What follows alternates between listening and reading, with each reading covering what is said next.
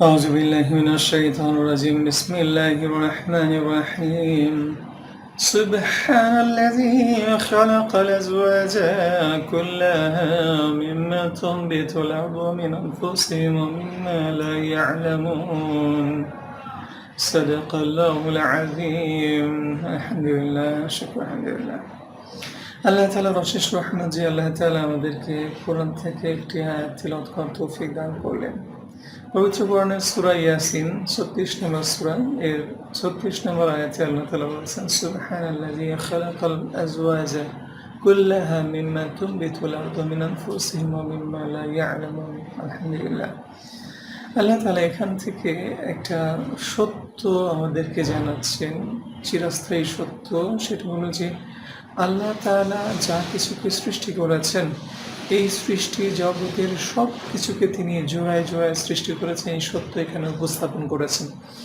তিনি বলেছেন প্রথমত পৃথিবীর কথা, পৃথিবীর বুকে তিনি যা কিছু সৃষ্টি করেছেন সেগুলোকে জোড়ায় জোড়ায় সৃষ্টি করেছেন। বলেছেন যে সুবহানাল্লাযী খালাকাল আজওয়াজা, পবিত্রতা ঘোষণা করছি তার, মানে সমস্ত পবিত্রতা একমাত্র তারই, মানে সুবহানাল্লাযী খালাকাল আজওয়াজা, যিনি সৃষ্টি করেছেন আজওয়াজা।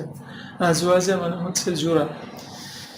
সুবহানাল্লাযী খালাকাল আজওয়াজা কুল্লাহা মিম্মা তুনবিতুল আরদ, কুল্লাহা মানে যা কিছু তিনি সৃষ্টি করেছেন এতে, এতে মানে পৃথিবীর বুকে। সুবহানাল্লাযী খালাকাল আজওয়াজা কুল্লাহা মিম্মা তুনবিতুল আরদ, এই জমিনের বুকে যা কিছু তিনি সৃষ্টি করেছেন সব কিছুকে তিনি জোড়ায় জোড়ায় সৃষ্টি করেছেন। আরও জোড়া তিনি তৈরি করেছেন, কি বলেছেন? মিন আনফুসিহিম, তোমাদের নিজেদের মধ্যেও রয়েছে এই জোড়া।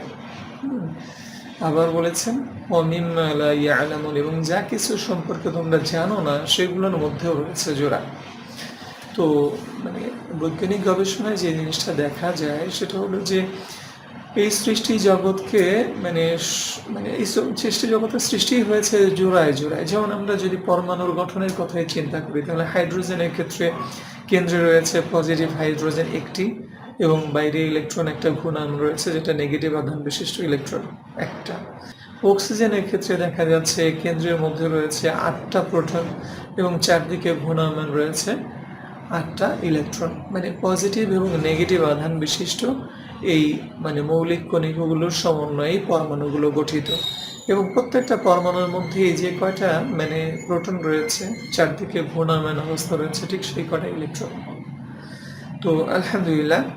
আবার সূর্যের চারদিকে পৃথিবী ঘুরছে। এই পৃথিবীর উপরে দুই ধরনের শক্তি, একটা পজিটিভ শক্তি, একটা নেগেটিভ শক্তি সক্রিয় রয়েছে। যেমন সূর্যের কেন্দ্রের দিকে সবসময় পৃথিবীকে একটা আকর্ষণ করছে, মানে সূর্য সবসময় পৃথিবীকে আকর্ষণ করছে। শুধু সূর্যকে নয়, সূর্যের চারদিকে যে অন্যান্য গ্রহগুলো রয়েছে, মানে বুধ, শুক্র, পৃথিবী, মঙ্গল, ইউরেনাস, নেপচুন, প্লুটো, বৃহস্পতি, শনি, এই সকল গ্রহগুলোকেই মানে সূর্য কিন্তু আকর্ষণ করছে নিজের দিকে। তো যখন সূর্য তার কেন্দ্রের দিকে পৃথিবীকে আকর্ষণ করে, তখন আসলে সূর্যের মানে পৃথিবীর উপরে দুই ধরনের বল সক্রিয় থাকে। একটা হলো সূর্যের কেন্দ্রমুখী বল, সূর্যের দিকে মানে টানার যে বলটা, এই কেন্দ্রমুখী বলটা পৃথিবীকে সবসময় কেন্দ্রের দিকে টানছে। আরেকটা বল হচ্ছে এর গতিশক্তি, মানে এই গতিশক্তিটা সবসময় পৃথিবী যেই কক্ষপথে ঘুরছে সূর্যের চারদিকে, সেই কক্ষপথ থেকে ছিটকে চলে যাওয়ার জন্য যে গতিশক্তি, সেই গতিশক্তির মানে দ্বারা সে মানে নেগেটিভ এক ধরনের বল, এই বল দ্বারা সে ছিটকে যাওয়ার চেষ্টা করছে। কিন্তু মানে যেহেতু সূর্য তাকে আকর্ষণ করছে, আবার গতিশীলতার কারণে পৃথিবীর রয়েছে একটা গতিশক্তি, এই দুই শক্তির যে লব্ধি, সেই লব্ধি বরাবর সবসময় পৃথিবী গতিশীল থাকছে। যার ফলে দেখা যাচ্ছে যে পৃথিবীটা মানে সূর্যকে অতিক্রম করে চলে যেতে পারছে না কোথাও, সূর্যের চারদিকে ওই নির্দিষ্ট কক্ষপথ জুড়ে ঘুরে আসতে হচ্ছে তাকে আবার। তার মানে সূর্য পৃথিবীকে নাকে দড়ি দিয়ে ঘুরাচ্ছে। তো এখন মূল বিষয়টা হলো যে এখানে কিন্তু দুই ধরনের শক্তি আমরা দেখলাম। একটা হলো ছিটকে যাওয়ার বল, মানে যেটা নেগেটিভ বল হিসেবে উপস্থাপন করা যেতে পারে, আর একটা হলো সূর্যের কেন্দ্রের দিকে আকর্ষণের বল। তাহলে আল্লাহ তাআলা বলছেন সুবহানাল্লাযী খালাকাল আজওয়াজা কুল্লাহা মিম্মা তুনবিতুল আরদু মিন আনফুসিহিম ওয়া মিম্মা লা ইয়ালামুন।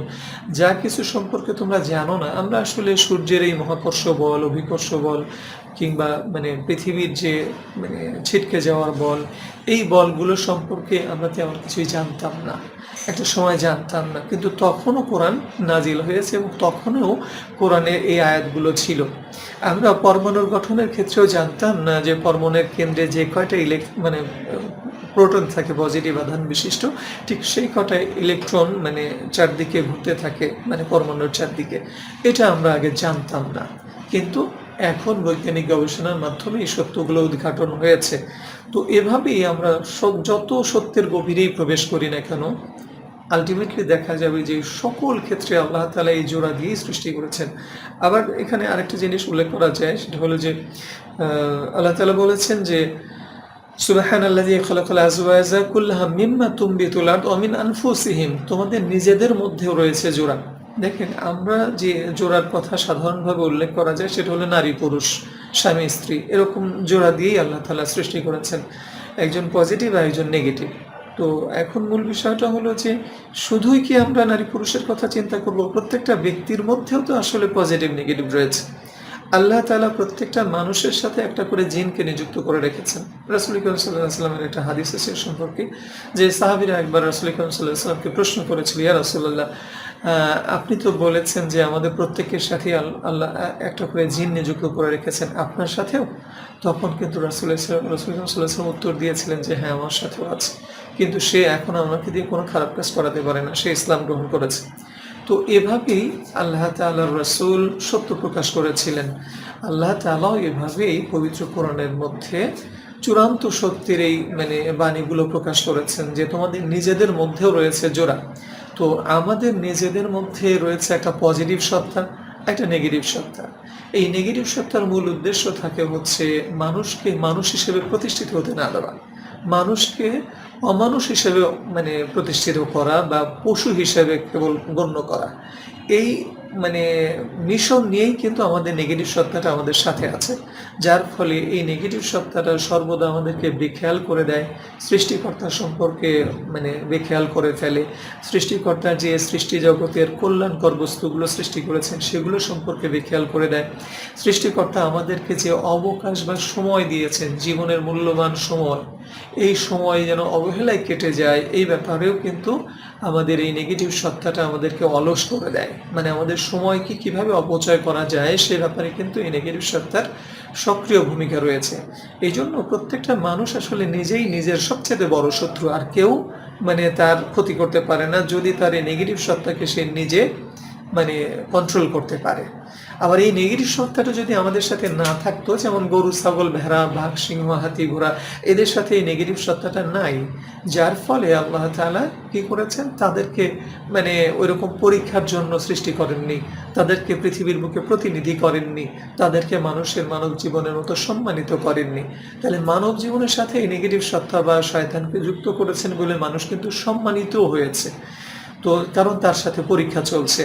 তো যেখানেই আসলে সত্যের প্রকাশ ঘটেছে, সুনিশ্চিতভাবে আল্লাহ তাআলা, যিনি আমাদের সৃষ্টিকর্তা, যিনি আমাদের প্রতিপালনও করছেন সব সময়, তিনি এই সৃষ্টি জগৎকে এরকম পজিটিভ নেগেটিভ দিয়েই কিন্তু সৃষ্টি করেছেন। সুতরাং আমাদের সদা সর্বদা মহান সৃষ্টিকর্তার প্রতি বিশ্বাস রেখে তার প্রত্যেকটা সৃষ্টির দিকে মনোযোগী হতে হবে। তার প্রত্যেকটা সৃষ্টি হচ্ছে এক একটা নিদর্শন, যেই নিদর্শনের কথা আল্লাহ তাআলা কোরআনে উল্লেখ করেছেন যে দেখো, আমি তোমাদের একটা নিদর্শনের কথা বলছি, যেমন এই মৃত জমিন, একে আমি জীবিত করে তুলি। আবার বলতেছেন যে যেমন তোমরা একটা নিদর্শনের কথা চিন্তা করো, যেমন রাত। হ্যাঁ, এই রাত কিভাবে তৈরি হয়, যখন আমি দিনের আলো এর উপর থেকে সরিয়ে নিই তখন তোমরা রাতের অন্ধকারে ডুবে যাও। আসলে রাতকে সৃষ্টি করা হয় হচ্ছে আলোর অনুপস্থিতি দিয়ে। এই জন্যই আল্লাহ তাআলা বলেছেন যে ও আয়াতুল্লাহুমুল লাইলু নাসলাখু মিনহুন নাহারা ফাইযা হুম মুজলিমুন। ও আয়াতুল্লাহুমুল লাইল, মানে তোমরা রাত যে একটা নিদর্শন, এই নিদর্শনের দিকে খেয়াল করে দেখো, এটা কিন্তু আলাদা কোনো সৃষ্টি নয়, বরং এটা হলো আলোর অনুপস্থিতি। দিনের বেলায় যে সূর্যের আলো পৃথিবীর বুকে আপতিত হয়, ও আয়াতুল্লাহুমুল লাইলু নাসলাখু মিনহুন নাহার। নাসলাখু মিনহুন নাহার, নাহার মানে হচ্ছে দিনের উপর থেকে যখন আমি একটা কিছু সরিয়ে নিই, মানে আলো সরিয়ে নিই, তখন এটা অন্ধকারে ডুবে যায়। তো এই যে পজিটিভ নেগেটিভ, অন্ধকার আলো, মৃত মানে মৃত জমিন এবং জীবিত জমিন, এইভাবেই কিন্তু আল্লাহ তাআলা সকল ক্ষেত্রে জোড়া করে সৃষ্টি করেছেন, একে অপরের পরিপূরক করে সৃষ্টি করেছেন। সুতরাং আমাদের এই সৃষ্টি জগতের প্রত্যেকটা সৃষ্টি এক একটা নিদর্শন। যে কোনো নিদর্শন আমাদের ইমানের জন্য একটা কারণ হয়ে যেতে পারে। যে কোনো একটা নিদর্শনের দিকে কোনো বান্দা যদি সঠিকভাবে বা গভীরভাবে মনোনিবেশ করে, তাহলে তার সৃষ্টিকর্তার প্রতি বিশ্বাসী হওয়াটা খুবই খুবই যৌক্তিক কারণ হয়ে যায়। আলহামদুলিল্লাহ, আলহামদুলিল্লাহ, শুকরান। আল্লাহ তাআলা আমাদের তৌফিক দান করুক, পবিত্র কোরআন থেকে যেন আমরা রেগুলার এভাবে আলোচনা করতে পারি। আলহামদুলিল্লাহ, শুকরান।